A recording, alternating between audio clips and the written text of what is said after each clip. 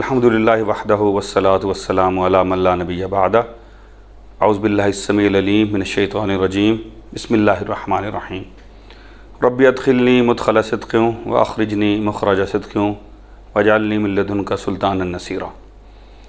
آج جو گفتگو ہم کرنے کی کوشش کریں گے وہ رزق کے بارے میں ہے۔ یہ ایک بہت بڑا موضوع ہے جس کی بہت ساری ڈائمنشنز ہیں، جہات ہیں اور بہت سارے معاملات ہیں جہاں ہم بطور انسان اور بطور مسلمان خاص طور پہ چیزوں کو گڈمڈ کرتے ہیں، کنفیوز کرتے ہیں۔ ہم کوشش کریں گے کہ ایک ایک کر کے ان تمام معاملات پہ گفتگو کر لیں۔ سب سے پہلے تو رزق ہے کیا؟ ہمارے ہاں عام طور پہ جو غلط فہمی ہے وہ یہ ہے کہ ہم مال کو، فائنینشیل معاملات کو رزق سمجھتے ہیں صرف، اور اسی تک اپنے آپ کو محدود کر لیتے ہیں۔ جبکہ رزق کے معاملات جب آپ دیکھتے ہیں تو اس میں مال تو شاید ایک بہت چھوٹا سا حصہ ہے۔ بنیادی طور پر دو ڈائمنشنز ہیں پھر اس کی۔ ایک رزق کے وہ معاملات ہیں جو ہمارے آس پاس ہیں، ان کا ہونا نہ ہونا، ان کا حصول میں کامیابی یا ناکامی ہمیں خوش یا غمگین کرتی ہے، اور دوسرے وہ معاملات ہیں جن کا ہمیں ادراک بھی نہیں ہوتا اور بطور رزق ہمارے ساتھ چل رہے ہوتے ہیں۔ مثال کے طور پر زندہ رہنے کے لیے ہمیں خاص طرح کا ٹیمپریچر چاہیے، ایک خاص قسم کی آکسیجن نائٹروجن کی کمبینیشن چاہیے، ایک خاص قسم کا خوراک جو اس علاقے میں جہاں ہم رہتے ہیں اس علاقے میں اس کی پیداوار ہے وہ چاہیے، ہمیں سورج کی روشنی چاہیے، ہماری زمین کی جو گردش ہے اس میں ایک تسلسل چاہیے، زیر زمین جو معاملات ہیں ان کے اندر ایک اعتدال چاہیے۔ یہ ساری چیزیں ہمارے آس پاس ہیں، ہمارا ان پہ کوئی اختیار نہیں ہے، نہ ہم کبھی اس کے بارے میں پریشان ہوتے ہیں۔ سو مچ سو آج سے 16 سال پہلے 2005 میں ہمارے آزاد کشمیر کے علاقوں میں ایک بہت بڑا زلزلہ آیا، پورے کے پورے شہر صفائے ہستی سے مٹ گئے۔ آج وہ شہر دوبارہ آباد ہیں، وہاں جو لوگ رہ رہے ہیں وہ اس فکر میں رات کو دیر تک نہیں جاگتے کہ کل زلزلہ نہ آ جائے، سوائے اسٹرکچر میں کچھ تبدیلیاں کرنے کے کیسے حفاظتی اقدامات بھی نہیں کرتے کہ زلزلہ نہ آ جائے۔ یا ہمارے ہاں میں بھی خود شامل رہا، آپ بھی شامل رہے ہیں، بلڈنگ لرزتی ہے، ٹی وی پہ خبر چلتی ہے زلزلہ آ گیا، لوگ دفتروں سے نکل کے کھلے میدان میں آ جاتے ہیں، بہت سارے تساہل پسند لوگ چائے کا کپ بھی ساتھ لے کے آتے ہیں۔ تو یہ سب کچھ جو چل رہا ہے اس میں بطور انسان نہ ہمارا عمل دخل ہے، نہ ہم کو خاص کوشش کرتے ہیں ان چیزوں کو اعتدال میں رکھنے کی، اور نہ ہی ہم فکر مند رہتے ہیں، تردد میں رہتے ہیں کہ کیسے ہوں گی۔ تو اگر یہ رزق ہمیں وہاں پہنچ رہا ہے جو ہماری زندگی کی کنٹینیوٹی کے لیے زیادہ ضروری ہے، تو ہمیں پتہ نہیں کیوں یہ غلط فہمی یا بدگمانی ہو جاتی ہے تخلیق کار سے کہ باقی جو معاملات ہیں وہاں شاید ہمیں خود کوشش کرنی پڑے گی۔ شروع میں ہی بات کرنے کا میرا مقصد یہ تھا کہ ہم دیکھیں کہ ہم جب رزق کے بارے میں پریشان ہوتے ہیں، رزق کی تنگی اور کشادگی پہ جب غمگین یا خوش ہوتے ہیں تو بے وجہ سی بات ہے، کیونکہ رزق کے وہ معاملات جو میں نے ابھی ذکر کیے وہاں تو ہم کچھ بھی نہیں کرتے۔ اب آ جاتے ہیں رزق کے دوسرے معاملات جس میں بھی ہم عام طور پہ صرف مال سمجھ لیتے ہیں۔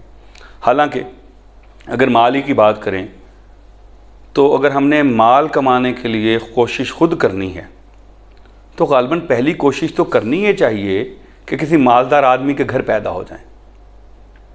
ہم یہ کوشش کیوں نہیں کرتے؟ کیونکہ ہم نہیں کر پاتے، یہ تو طے شدہ ہوتا ہے۔ اچھا چلیں کوئی بات نہیں، ہم یہ کیوں نہیں کوشش کر لیتے کہ ہم پیدا ہوتے ہی ہمیں کوئی مالدار آدمی اڈاپٹ کر لے؟ ہم یہ بھی نہیں کر پاتے، ہم سے ہو نہیں پاتی۔ اچھا جی، تو ہم یہ کوشش ہی کر لیں چلے کہ بل گیٹس اپنے مال کس طرح ہمیں دے دے، یا ہم سارے بل گیٹس بن کیوں نہیں جاتے؟ یہ تو مشکل کام ہے۔ اچھا بل گیٹس بنا، اس میں اس کی کوشش کا کتنا عمل دخل تھا؟ کچھ بھی نہیں۔ جتنے بڑے بڑے فارچونرز ہیں وہ ایک سٹروک آف لک ہوتا ہے، کوئی انوویشن ہو جاتی ہے، کوئی جیک پاٹ لگ جاتا ہے، وہ امیر ہو جاتے ہیں۔ دوسری طرف آ جائیں، اسی میں آپ ہسٹری نکالیے گا، وہ لوگ جنہوں نے بڑی بڑی لاٹریز جیتی، بیک جنبش قلم، ون فائن ڈے وہ امیر ہو گئے، کیا وہ امیر ہیں آج تک؟ جواب ہوگا نہیں۔ تو یہ ساری گفتگو کرنے کا مقصد یہ تھا کہ اگر رزق کو ہم صرف مال بھی سمجھ لیں، سارا امپیریکل ڈیٹا، تمام معلومات جو ہمارے تک پہنچی ہیں، ہمیں اویلیبل ہیں، وہ یہ بتاتی ہیں کہ اس میں بھی کوئی عمل دخل بہت زیادہ نہیں ہوتا۔ پھر تردد کاہے کا ہے، پھر پریشانی کاہے کی ہے؟ اگر میں پیدا اپنی مرضی سے نہیں ہوا، غریب ماں باپ کے گھر پیدا ہو گیا یا امیر ماں باپ کے گھر پیدا ہو گیا، اگر میرا جیک پاٹ کوئی نہیں لگ رہا، مجھے کوئی انوویشن نہیں آ رہی، تو میں کیا کر سکتا ہوں؟ دوسری ڈائمنشن، رزق صرف مال نہیں ہے، ہماری صحت، ہمارا نظام تنفس، ہمارا حلقہ احباب، سہولتیں، انوائرمنٹ، تعلیم، اولاد، دوست، یہ سب رزق کا حصہ ہیں۔ ایک وہ مذاکرن بات کہی جاتی ہے کہ اگر ہم اپنے سارے آرگنز کو بیچنے جائیں تو کروڑوں میں بکیں گے، تو ہر آدمی کروڑ پتی تو ہے، لیکن جو آرگن ہے اور لاکھوں کا یا کروڑوں کا ہے، ہمیں اس کی قدر ہی نہیں۔ جب نہیں ہے تو پتہ لگتا ہے تو بہت اہم تھا۔ اللہ معاف کرے، اللہ صحت دے سب کو، اگر آپ لیور ٹرانسپلانٹ کرانے جائیں تو کروڑ روپے کا خرچہ ہے، تو اگر لیور ٹھیک چل رہا ہے تو کروڑ روپے تو جیب میں ہے۔ یہ دوسری ڈائمنشن ہے۔ تو سمری اس کی یہ بنتی ہے کہ رزق کو جب ہم گفتگو کریں، جو میں ہمیشہ گزارش کرتا ہوں، پوری ٹوٹیلٹی میں دیکھیں۔ جب اللہ نے وعدہ کر لیا رزق کے بارے میں کہ کوئی جاندار ایسا نہیں ہے روئے زمین پر جس کا رزق میرے ذمے نہیں ہے، ہمیں کیا پریشانی ہے؟ ہاں، یہ ہمارا حق بنتا ہے کہ اللہ تعالیٰ نے اگر یہ وعدہ فرما لیا ہے تو ہم کہیں اچھا جناب، ہمارے پاس کیا ثبوت ہے کہ وہ اپنا وعدہ پورا کر رہا ہے؟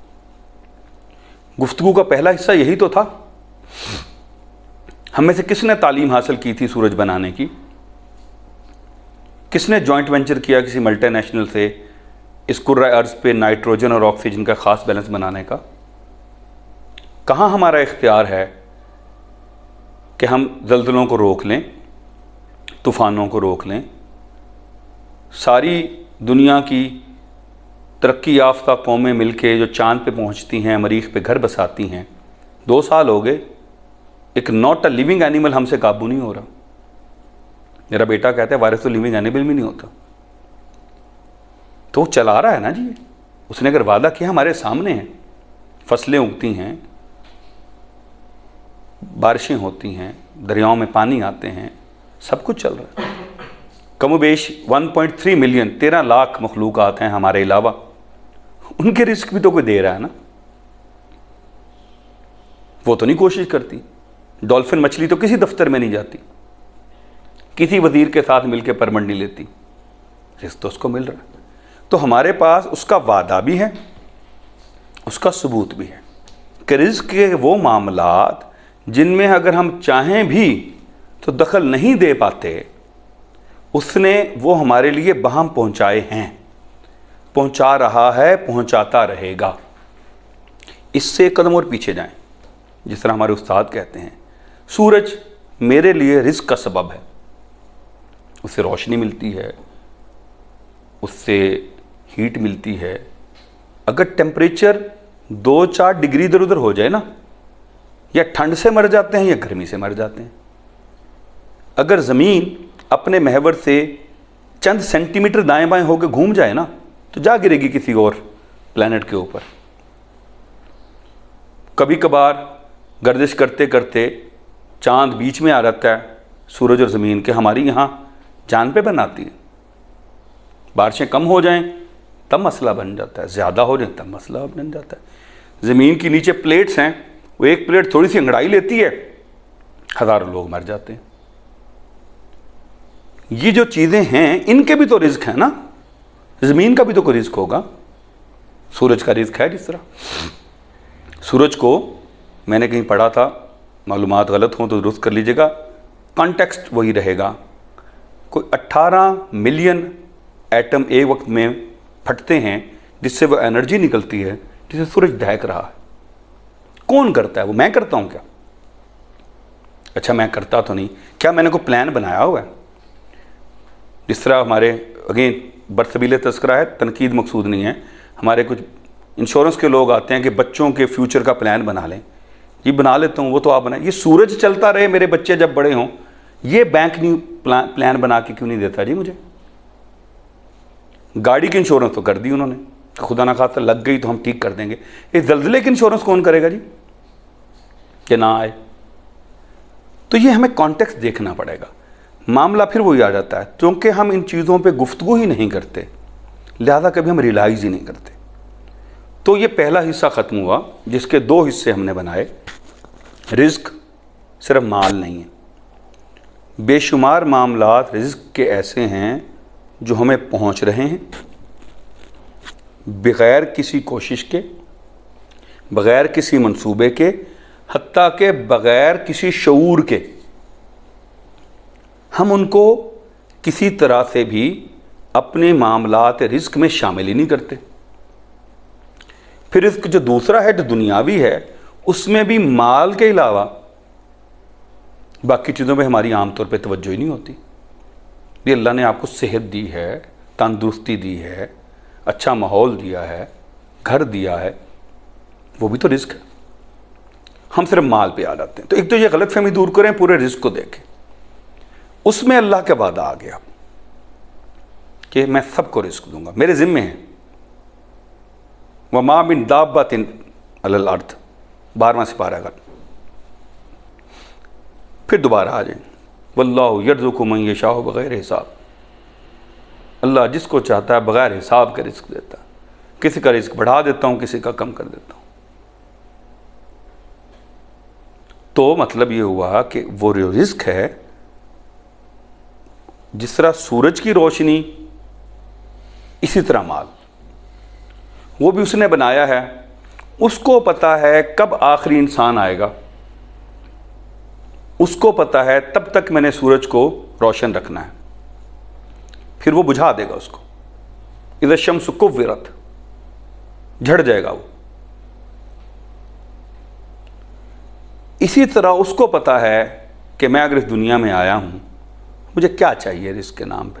سورج کی روشنی سے لے کے مال تک، صحت سے لے کے اولاد تک، مواقع سے لے کے وسائل تک، اس کو سارا پتہ ہے. وہ پلان کر کے بھیج رہا ہے. اس پلاننگ کی وجہ سے ہمارے ذمے رزق پیدا کرنا نہیں ہے، ہمارے ذمے رزق تک پہنچنا ہے. جس طرح ہم کہتے ہیں یہ انوینشن نہیں ہے، یہ ڈسکوری ہے. وہ ہے، موجود ہے، ہمیں اتنا ہی ملنا ہے. ہم کچھ بھی کر لیں، وہ ہمارے لیے لکھ دیا. ایک مثال دوں صرف، اس گفتگو کو ہم آگے لے کے چلتے ہیں. 1990s میں امریکہ کی ایک فوج گئی صومالیہ. ڈک چینی تھے ان کے ڈیفنس منسٹر. تو کسی نے ان سے سوال کیا کہ آپ اتنی دور فوج بھیج رہے ہیں، ان کا لاجسٹکس کا وہاں کیا ہوگا؟ تو انہوں نے کہا کہ اگلے 1 سال تک ہمارے فوجیوں کو سوئی سے لے کے جہاز تک جس چیز کی ضرورت پڑے گی ہم نے منصوبہ بنا لیا. اگر ڈک چینی 1 سال کے لیے ایک فوج کے لیے ایک نئی جگہ پہ بھیجتے ہوئے منصوبہ بنا کے بھیجتا ہے اور فوجی مطمئن رہتا ہے، تو اللہ نے جب ہم یہاں بھیجا ہے اور یہی کہہ رہا ہے کہ میں نے منصوبہ بنا کے بھیجا ہے، ہم مطمئن کیوں نہیں رہتے؟ وجوہات 2 ہیں. 1، ہم گفتگو ہی نہیں کرتے. 2، ہم اس اللہ کو کافی لوکل سا اللہ سمجھتے ہیں. ہم سمجھتے ہیں اس نے بنا تو دیا ہے پھر ہم پہ چھوڑ دیا، حالانکہ وہ یہ نہیں کہتا اس نے بنایا بھی ہے، وہ چلا بھی رہا ہے. ہمیں وہ ہمارا رزق دے گا. ہمارے ذمے کیا ہے؟ یہ سوال کا تیسرا حصہ ہے. اور پھر یہ رزق کی آزمائشیں کیا ہیں، اس کے بارے میں انشاءاللہ ہم اگلی نشست میں گفتگو کریں گے. وما علینا الا البلاغ المبین.